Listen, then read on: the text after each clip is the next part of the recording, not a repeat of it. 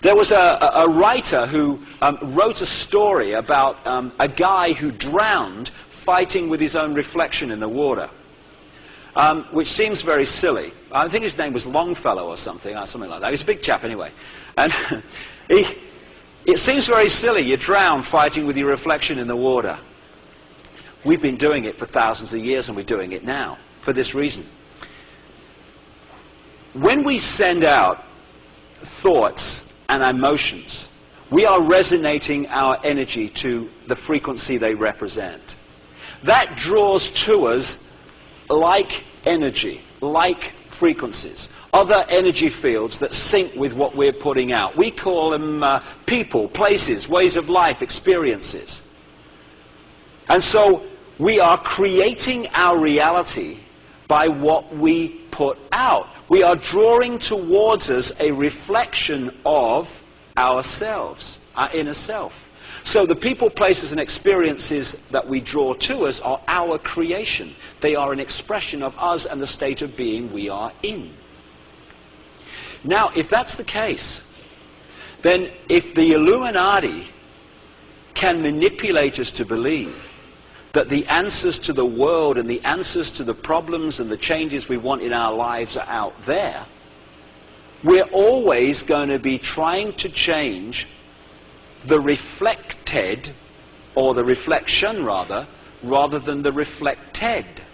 So if you take this image, this is the inner self. This is our vibrational state. This is our inner emotional and mental state of being, which is represented by the vibrational frequencies of those thoughts and emotions. This is the physical world, which reflects in its creation what is coming from the inner self. If we are looking here to change this, it's basically like having a projector in a movie theater and trying to change the movie by changing what's on the screen. You can't do it. You've got to go back to the source to change what is being projected.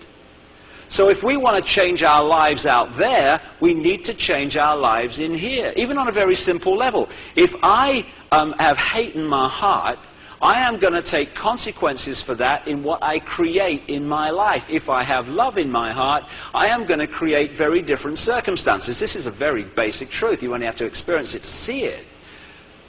And so, if we change what's in here, we must change what's out there, because this is just a reflection of this.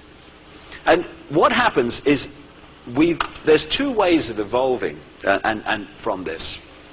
And it goes like this. People think that, responsibility is like, oh, responsibility. Responsibility is freedom. Once you take responsibility back for your own life, you start to realize what freedom is.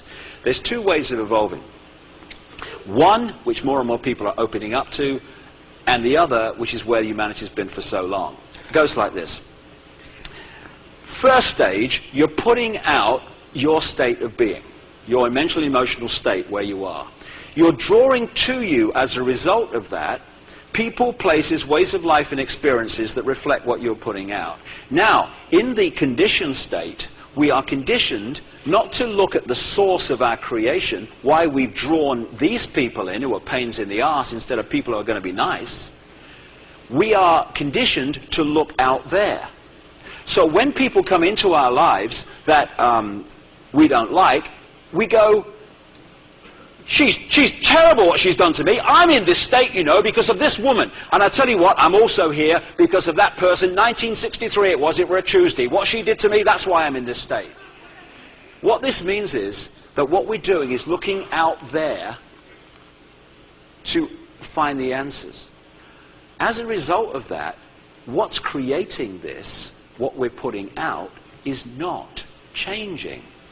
And what you do when you get into this cycle, and we've all been there, my goodness me, we're all there to a certain extent still, is you see the cycles in your life, where people of the same type keep coming in, where the same things keep happening in your life, and you get really pissed. Ethel, you'll never guess, it's only happened again. And we think we're so bloody unlucky. We don't realize we're creating it. It's a wonderful line I came across. If you've always done, or if you always do what you've always done, you'll always get what you've always got. It's a brilliant line. And so we get into these cycles. And because humanity has been given its power away and its mind away for so long, we've got in the cycle over thousands of years of constantly being subordinate to a force of manipulation and control. There's another way, however, of doing this, and that's to take power, therefore responsibility, back. And more people are doing this. As the penny starts to drop. At this stage, you put out your mental and emotional state, you draw in a reflection of it. Now, instead of looking out there and blaming everybody for the state we're in, we start looking in here. Why have I pulled this pain in the arse into my life? And I tell you what, I've pulled some serious pains in the arse in the last few years. I can't tell you. And anyway, I pull them in, you pull them in, and you say, what is this saying about me? How is life speaking to me? What is it saying about me that I'm drawing this in? Or is it trying to give me an experience so I can learn something about the bigger picture? Whatever, you're looking here. Now, when the penny drops, right, I've learned from that. I know what this experience is about, which I've created. Your imagination of self changes, either subtly or if it's a massive experience, very significantly. Now, your mental and emotional state has changed, the vibe you're putting out has changed, the people and experiences you pull in change, because you're no longer syncing with the old ones, because your vibrational state has flipped and moved as a result of the change of imagination. So the awakening people are now going, why did I create this? Got it. Change what we pull in, move on. Oh, why have I created this? Got it. State changes, vibrational state changes, we don't pull that in anymore, they go out of our lives, that experience goes out of our lives, we've moved on again. But most of humanity, who is stuck in blame and all this stuff, is actually still saying, it's her fault, it's your fault, it's their fault. And the fact is that the Illuminati are manipulating the world. And they have manipulated it for a long time. But the truth is, they're only doing it because of us. We are giving ourselves a massive experience here as a human family of what happens when you give your power away and what happens when you let someone else think for you. And we are now at the cusp, as this veil lifts, of a massive evolutionary leap when we understand the consequences of giving your power away and you start to take it back. If you give power away around your own life, you give power over your life away. If enough of us do it, we give the world away, and that's what we've done. And we can take it back without stockpiling weapons, without violence. My goodness me, what's the use of meeting violence with violence? You get twice the violence. Oh my God, we've moved on. Just by being who we really are.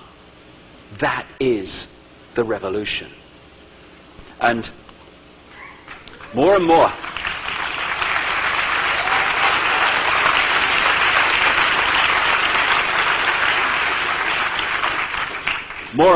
as the research unfolds, you start to see some of the more open-minded scientific research supporting these themes. When you put out fear, you draw towards you the energy of fear. This is why we keep constantly drawing to us what we most fear. When I was a kid, I was terrified of dogs, me. Terrified of dogs. We had this little, in Leicester in England where I was brought up, I lived on this big council estate, see, and there was this green between where I lived and the shops. It was only one stop on the bus. I used to catch the bus because every time I was terrified of dogs. When I walked across this green, I'm surrounded by dogs. They're yapping at me, they're jumping up at me. My mates, they're not frightened of dogs. Dogs go nowhere near him. Nowhere near him. And so what do? You go into victim mode, don't you? You go into victim mode. I'm so unlucky. See, you're not frightened of bloody dogs that don't come near you, and me, I'm so unlucky. Oh, victim, victim, victim. And I went into my mate's house, and he had a real docile dog called Prince. And when I went into his house, this friggin' thing took a piece out of my jacket. Went berserk. And his mother said, oh, he's never done that before. I thought, no, I'm bloody here, ain't I? Now, I would probably, had I not drawn that to me, spent years of my life being frightened of dogs and and creating a situation in which I kept well away from them. As a result of facing that fear, as a result of pulling in what I fear, I was able to overcome the fear of dogs when I was